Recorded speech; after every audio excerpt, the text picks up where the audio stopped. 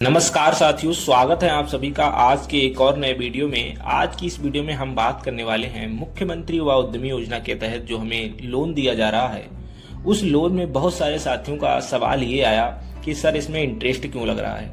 अगर इंटरेस्ट लग रहा है तो इसका क्या हम क्लेम कर सकते हैं? क्या गवर्नमेंट इस इंटरेस्ट को हमें वापस करेगी या हमें इंटरेस्ट देना ही होगा? और जो सब्सिडी की बात आती है वो सब्सिडी हमें कब और कैसे मिलेगी? और साथ ही एक पॉइंट और है कि डिजिटल लेन देन करने पर हमें क्या लाभ दिया जाएगा। तो ये 4 सवाल आज आपके लिए काफ़ी महत्वपूर्ण हैं। इस योजना को समझने के लिए अगर आपने आवेदन किया है और आप भी जानना चाहते कि इंटरेस्ट क्यों लग रहा है तो बने रहिए वीडियो के अंत तक। चलिए वीडियो को शुरू कर लेते हैं।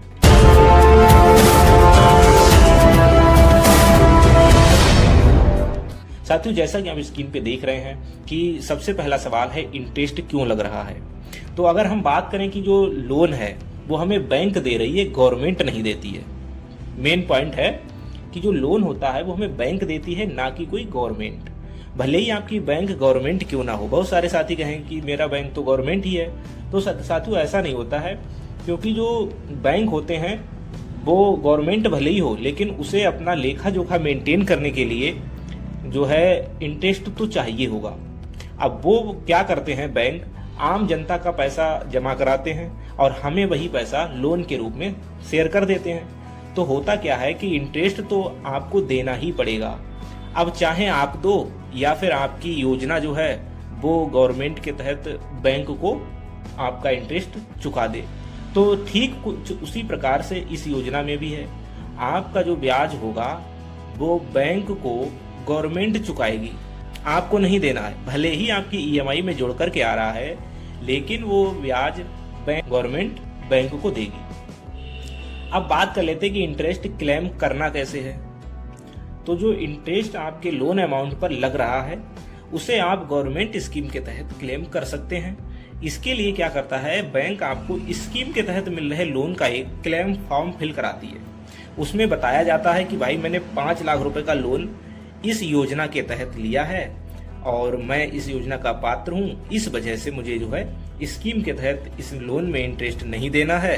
तो गवर्नमेंट उस इंटरेस्ट को बैंक के लिए खुद पे करती है, आपको नहीं पे करना होता है, भले ही अभी आपकी ईएमआई में जुड़ करके आ रहा हो। तो लास्ट में जो है इंटरेस्ट आपको वापस दे दिया जाएगा और बैंक आपसे लिए गए इंटरेस्ट को वापस कर देती है। ये काम आप लोन को चुकाने के बाद भी कर सकते हैं और कई बैंक अपने अनुसार भी स्वयं कर देते हैं, क्योंकि सत्र के एंड में बैंकों को भी बताना होता है कि इतना पैसा फला योजना के तहत हमने लोन में दिया है, तो गवर्नमेंट खुद से वो ब्याज भरती है। अब तीसरा पॉइंट है कि सब्सिडी कब और कैसे मिलेगी। तो साथियों, लोन की समय सीमा में रहते हुए, यानी कि जो युवा उद्यमी लोन है वो 4 वर्षों के लिए दिया जा रहा है। तो अगर आप 4 वर्षों के भीतर अपने लोन को रीपे कर देते हैं बैंक को तो आपको सब्सिडी मिल जाती है। अगर 4 वर्षों के अंदर लोन को आपने रीपे नहीं किया तो आपकी सब्सिडी जो है वो नहीं दी जाएगी, क्योंकि आप ईएमआई को डिफॉल्ट करेंगे और इस केस में आपको कोई भी सब्सिडी देखने को नहीं मिलेगी।